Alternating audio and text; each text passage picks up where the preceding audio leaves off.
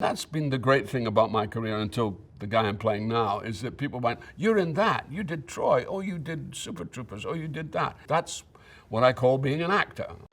Hi, my name is Brian Cox, and this is the timeline of my career. My dad, he used to have these amazing New Year's Eve parties, and then at 1 o'clock in the morning, I would be summoned from my bed, and I would start singing, doing Jolson impersonations, Al Jolson, who was very current in the time of the 40s. And it was the effect in the room. It was this thing of creating a sort of harmony within the room, which is the thing that stuck with me. And I realized, this is good. I like this feeling. I'm sorry. I can't always do what you tell me. The Romanovs are crowing over their new heir, and the party's in a mess. We must be united. I shall win this vote in spite of you. That was my debut. I think I was 23 or 24. And it was the first film I ever did. There was a long auditioning process, which we all went through. And I was so confused. I didn't know what role that I was actually going to be playing in the movie. And they kept calling me back. And I walked in, and there was Sam Spiegel and Franklin J. Schaffner. So I kind of asked the question, who am I playing?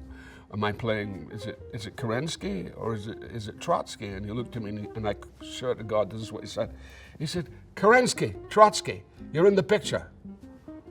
And that was it. It was an amazing experience to walk in on that first day and experience the great Freddie Young, who'd won the Oscar for Lawrence of Arabia, and suddenly there he was shooting this amazing film. It was just a phenomenal experience for a first movie, and it never left me. He's lost the war. Thousands of soldiers killed and all for nothing. This time, Nicholas has destroyed himself. Did you get my card? I got it, thank you. And how's Officer Stewart? The one who was first to see my basement. Stuart's fine. Emotional problems, I hear. Do you have any problems, Will? No.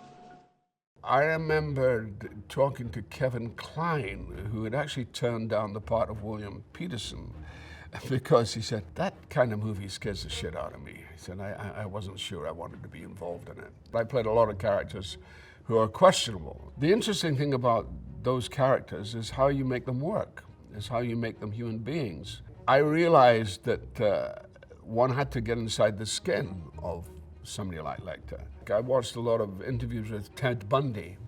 Now, Bundy was an extraordinary man because he was rather brilliant, but he was distracted by his illness, which was, he was a killer, which was horrific, absolutely horrific and inexcusable. But at the same time, one of the key things about actors is you do not judge your character. That's fatal.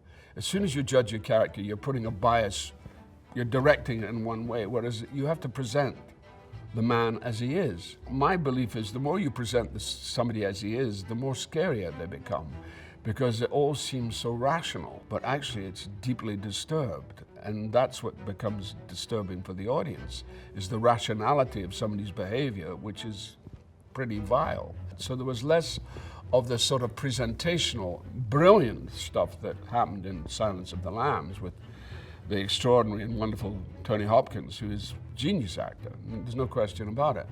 But my path was a different one. Can I keep this? I haven't decided yet. I'll study them. When you get more files, I'd like to see them too. You can call me when I have to call my lawyer. They bring me a telephone. Would you like to leave me your home phone number? No. William, I'm your uncle, Argyle. Well, my great memory of Braveheart is Mel Gibson. He was one of the kindest, nicest, most creative people I've ever worked with. I think he was a great director. I think he had great insight. He had a vision that really outstripped the script, because it wasn't, let's face it, Braveheart wasn't exactly the greatest script ever. Mel made it into something extraordinary, and it really is down to Mel. He really created that film with that amazing cast. And of course, at the same time, I was being courted to do another film, which was also set in Scotland, like 300 years later, which was Rob Roy. I chose Rob Roy over initially over Braveheart. But Mel so desperately wanted me in Braveheart that he accommodated me, and he said, I want you in the movie. What are you going to play? And I said, well, the only part that's really interesting is Uncle Argyle. But I think you see him as a somewhat cadaverous figure, and you can never describe me as cadaverous. And Mel said, no, that's your part. You can play that part. Good. So I went to Michael Caton Jones, the director. I said, I'm going to be doing Braveheart directly after this. In fact, I didn't even change my hotel room. It was that quick. And he said to me, oh, don't do that. I said, why? He said, well, it's another Scottish movie. I said, do you know how many Scottish movies there's been in the last half a century? Probably about 3 or 4 that you can count on your fingers of one hand. And I said, I tell you what I'll do, Michael. I'll be in deep disguise. So I then went to Mel and I said, Mel, I've had this great idea. Maybe I should just play him with one eye, that he's lost his eye. And Mel said, oh, that's a great idea. So that's how I was able to accommodate both of them. First, learn to use this. Then I'll teach you to use this. What's his name again? Max Fisher. Sharp little guy.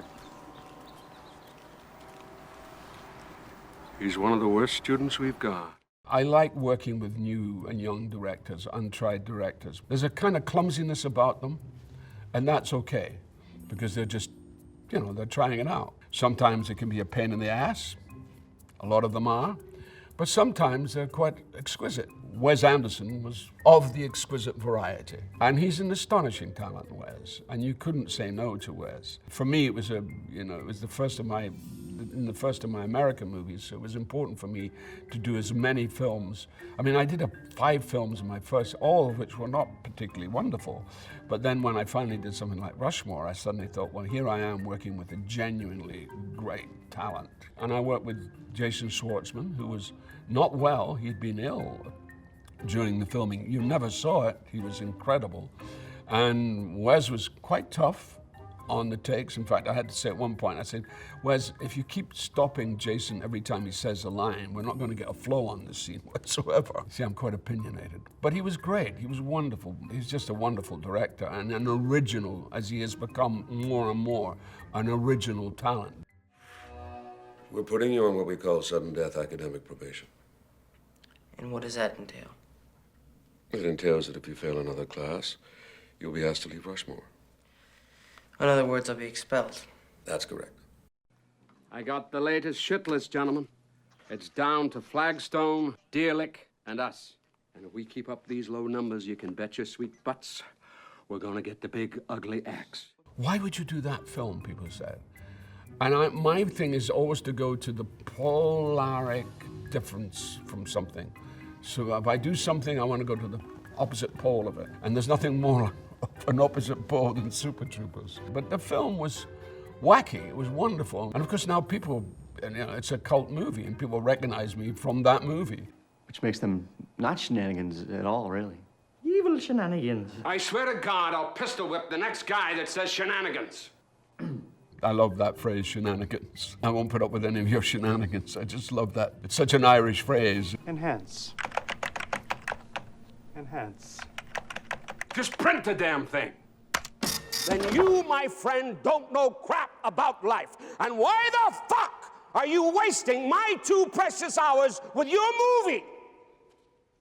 Nicholas is a genius actor. The thing that impressed me most about that movie, about Adaptation, was the scenes that he did with himself. Because that's a hard thing to do when you're playing 2 characters. But the way he did it, I mean, it's well worth looking at the movie just to see Nicholas's relationship to the twin brother. I thought he was sensational, and I do think he's very good. I mean, he's quirky, to say the least. He's a little quirky, but he has got the talent. I have such respect for Robert McKee. In fact, I did Robert's class. I mean, I was just blown away by his passion. Robert was naturally hesitant about it because he thought that perhaps the script, Charlie Kaufman's script, was going to knock him slightly. And I was going to make sure that wasn't going to be the case. After we did the big scene of me blasting Nicholas in the theater, You don't know anything about life. You don't know the first fucking thing about fucking life. And the first assistant said to Spike, he said, "Hey, Spike, finally you've got your Obi-Wan Kenobi character," which was Robert. And I told Robert, I said, you know, as far as they're concerned, they think you're Obi-Wan Kenobi. And of course, Robert was delighted by that. And we weren't getting at Robert in any way. We were actually full of praise and celebration. And the film exists as it does, and I'm very proud of it. You taken my course before? My brother did. My twin brother, Donald. He's the one who got me to come. Twin screenwriter? Yeah. I seem to remember the Quanawambosi's name might have come up. I'm not sure what we're talking about. Someone tried to take him out. Tried. And failed.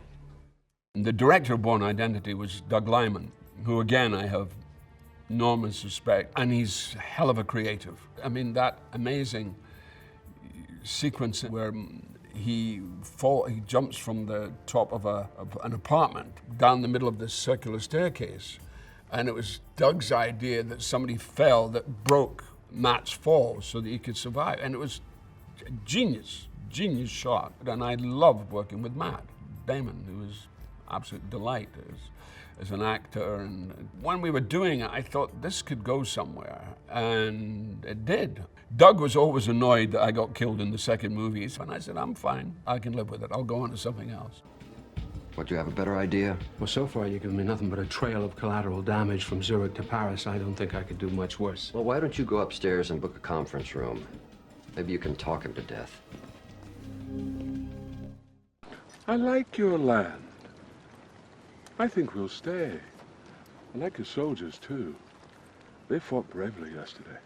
Not well, but bravely. Well, Troy was interesting. That's the only part I've ever pursued. I've never pursued anything. I've always allowed it to fall out the way it fell out. But I knew the part was available, and I knew that I was dead right for the role of Agamemnon. What happened was I volunteered to fly myself to London to meet Wolfgang Peterson. I think the part had been offered to Ben Kingsley, and I had this meeting, and it went incredibly well. I got the role. It was a great experience, and it was a great cast. And, you know, I remember at one point, you know, just kind of being agog at Brad, because, you know, he'd never been in costumes like that. We'd all experienced these great costume epics, because we'd spent most of our time like that. If we'd done the classical theater, we were always without pants, you know. Brad walked on, and my jaw was down because he was so stunningly beautiful. I mean, I'm straight, you know, but I just thought, wow, my God, this guy is stunning. What chance does one have on the screen with this beautiful, beautiful man? I rode a chariot as well. And we had this first assistant who would insist on shouting in the horses' ears, "Action!" And the horses would go like this. So eventually I took his ladder and I put it way up. The first assistant way up the line, and I said, you can do it from back there. I mean, so eventually when he was back there, all you had was action, and then you could do it, and we did it. My favorite thing in the world is to stand in front of 7,000 Bulgarian, as they were, Bulgarian extras, and then to say, charge. Pretty phenomenal.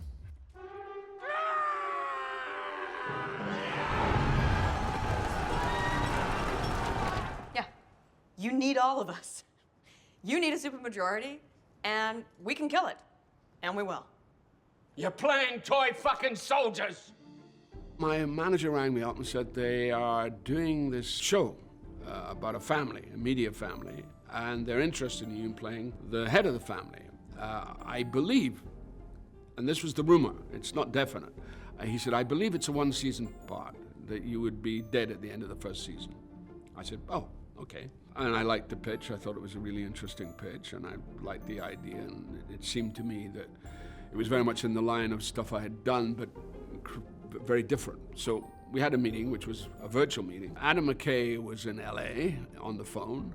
I was in London, and Jesse was on holiday in Italy. And then finally I said, so it's only a one-season part, right? And there was this pause on either side of the Atlantic and Pacific, and that you could cut with a knife, and finally both voices, no, I think it's going to be more than one season.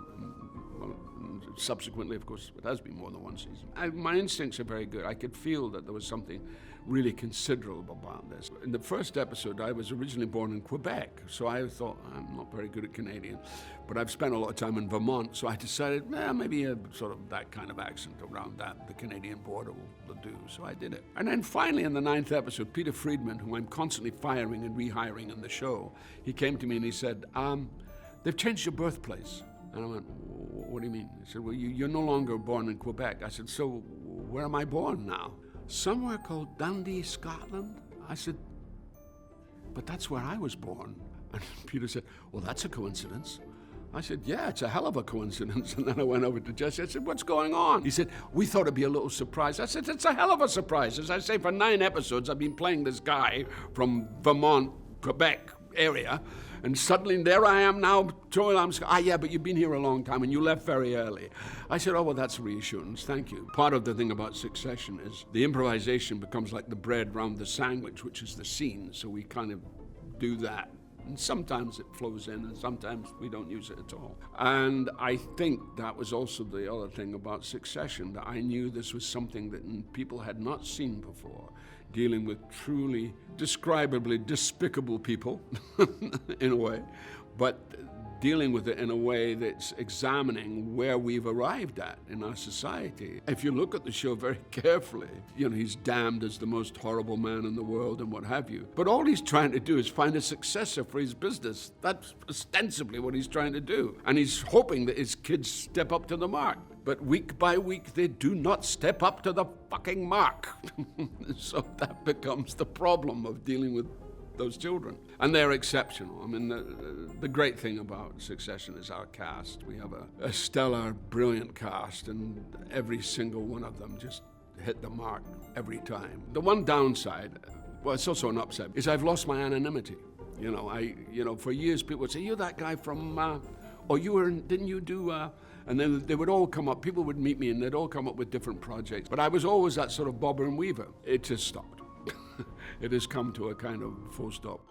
It's pretty much gone according to schedule. That's the interesting thing about my career. I mean, years and years ago, people said to me when I was quite young, it's always going to be the long haul for you, Brian. I didn't think it was going to be this long a haul, but I'm still standing or sitting.